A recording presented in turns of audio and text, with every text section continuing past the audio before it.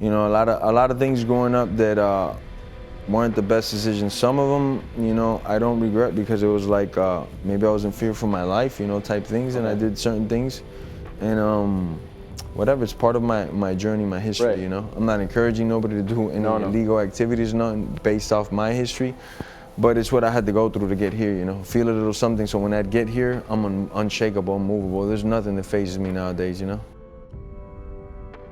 As crazy as it sounds, growing up, especially the gym where people are trying to rip your head off was my safe zone. Always, man. It was, if I had a bad day, if I didn't get to eat for whatever reason, if anything happened, if I go to the gym, that was my safe zone.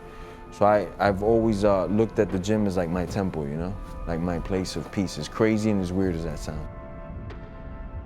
I've been in some good places, I've been in some rougher places. Man, I slept in my car for like 4 or 5 months before I got a couple pro fights. Slept in the car in the parking lot, slept at gyms for a long time, under the ring for like a good 2 months, and then bouncing from couch to couch. And I was able to afford a car because I want to fight. I got another place to sleep, and I got AC, I'm set, you know. That's the type of individual I am. I didn't let nothing stop me since a young age. I didn't care if I had a house or if I had the right gear or not. I just make it to the gym because it was my safe zone. It didn't matter where I slept, it didn't matter what I was doing. If I could just get to the gym and space off those 3-4 hours, I was like a kid all over again, you know? And I've done that throughout my whole life, and it happens to pay off now, you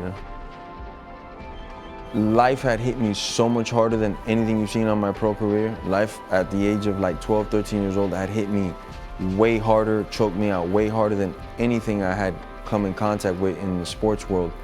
So I was like, it's just a matter of time. I'm gonna bounce back from this. I'm gonna take that guy's head off and whoever else they put in front of me. And slowly but surely, I've been getting to that, you know? I like reverse engineered my whole career, numerous times, but never in depth like I did this last time when I was in isolation, under the stars, just me, God, in the universe, and I'd seen every one of my decision losses in my head and went back. How could I have won that decision? Was my first answer. And then I immediately killed that person in thought and said, why the hell would I look for a way to outpoint a guy? I should be ending them, like make a math formula so there's no judges involved. And that's all I've been trying to do, and that's all I'm gonna do with what's left of my career. Like you said, I am the poster boy for split decisions. I have the most split decision losses in the UFC currently right now. It's not something that I'm proud of, but it's true. So taking that into consideration, I had to be like, man, no matter what happens, I'm not gonna be known for that. Whether I had won those split decisions or lost them, I wouldn't wanna be that guy anyways, that I was in such narrow competition. There's a lot of fights I feel I've been robbed terribly in, but it's just like, man, I gotta figure out the formula to execute these guys.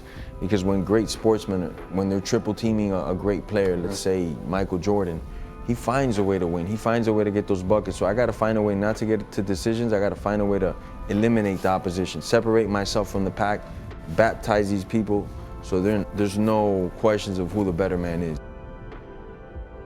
There's a couple of those split decision losses, those losses where I go, wow, damn, this hurts, man. I put in so much into this, my whole life into this camp, into this actual fight.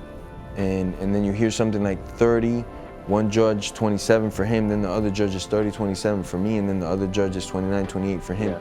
So it leaves you like lopsided. Then you go online and you go, man, Ariel said I won the fight. So-and-so said I won the fight. The whole press online says I win the fight. And it puts you in those weird things, you know, and you could go many different routes. The world is against me, or I had an affair with somebody's daughter that's a judge and now they freaking hate me. You could do all these things. And you gotta kind of be a little cheesy and be like, man, I gotta find the most positive way and the least resistance to my success, you know, and that was just end these guys. I just gotta finish them. I'm gonna get better. I kept telling myself, I know I could do this. I'm gonna get better. It's just a matter of time before everything falls into place. I got a lot of love and admiration for my mom. She busted her butt to get me where I'm at numerous times. She was working. She had a full-time job at this dollar rental-car place, and she had a part-time job. Then at night, I remember she used to pack up like necklaces. Okay. Like she'd make necklaces all night long. And I would wake up like at 2 in the morning as a kid and see her working. I'd be like, man, she just left to work, came back from work, and is still working right now to make ends meet. And those type of visuals install the work ethic that you could go to the greatest gym in the world, American Top Team, and ask any of the coaches there who's got the best work ethic or one of the best work ethics, and they'll tell you that's me, man. I don't pull that knee off because I'm just so talented. No, I rep that knee more than any human being walking this earth. I'm in there every day, getting after my repetitions, my running, my sprints, my swimming, whatever it is that I got to do. I'm out working everybody in that room. And a big part of that is because of my mother. The work ethic that I saw that she had was insane to me, you know, and I was at a young age and this impacted me, you know, so that's how strong of a work ethic, that immigrant mentality, they say now, it's like trendy to say, but it's true, you know. She came over with a work drive, and then when my dad went away, she had to turn it up even more, you know.